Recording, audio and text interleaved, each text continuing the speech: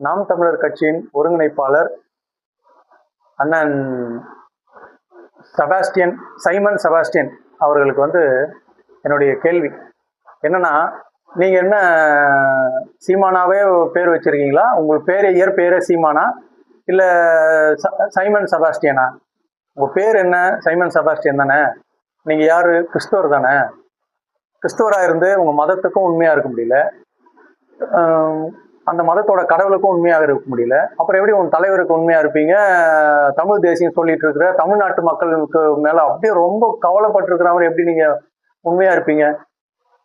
நீங்க மதத்தை வைத்து தமிழ் தேசியம் சொல்லிட்டு வீர போராளி மேதகு பிரபாகரன் அவர்களை வைத்து திரள் நிதி பொழப்பு நடத்திட்டு வரீங்க.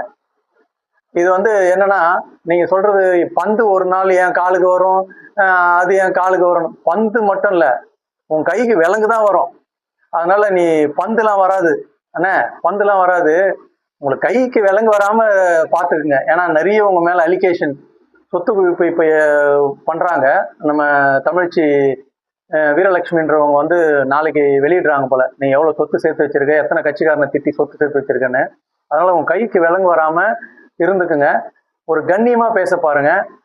நீங்க கட்சி நடத்துறேன்னு சொல்லிட்டு, கட்சி உங்களுக்கு கிடையாது. நீங்க அந்த கட்சி போனாலும் உங்களுக்கு ஒரு எந்த ஒரு, அதாவது என்ன சொல்லுவாங்களே, மலையிட்டு ஏதோ ஒண்ணு எடுத்து மலையை எடுத்து பார்ப்போம், வந்தா மலை இல்லைன்னா போனா அப்படின்ற மாதிரி உங்களுக்கு ஒரு நல்ல ஒரு போராளி முத்துக்குமார் அவர்கள் இயக்கமாக அமைப்பாக ஏற்படுத்தினார் நாம் தமிழர் கட்சி.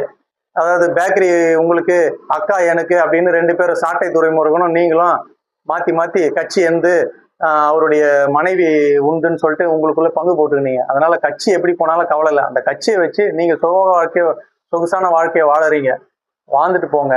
ஆனா நீங்க கொஞ்சம் நாவடக்கம் தேவை, பார்த்து பேசுனா நல்லது.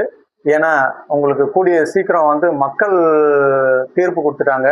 அடுத்த 2029ல 4% 0 ஆயிடும்னு நினைக்கிறேன். ஆனா நீங்க கைது செய்வதற்கான வழிவகையை நீங்களே செஞ்சுக்காதீங்க. ஏன்னா நீங்க இப்ப சமீபமா பேசுற பேச்செல்லாம் பாத்தீங்கன்னா, யாருக்கிட்டே பணம் வாங்கிட்டு தேவையில்லாம இந்த அரசை தரக்குறைவா பேசுறீங்க, ஓட்டு போட்ட மக்களையும் தரக்குறைவா பேசுறீங்க. அதனால சீமான் அவர்களே, திரள் நிதி வாங்கிக்கோங்க, வேற கட்சிக்காரங்கிட்ட பொட்டி வாங்கிக்கோங்க, ஏதோ ஒன்னாலும் வாங்கிக்கோங்க. ஆனா பொதுக்கூட்டங்கள்ல பார்த்து பேசுங்க. இதுதான் என்னுடைய கோரிக்கை. நன்றி.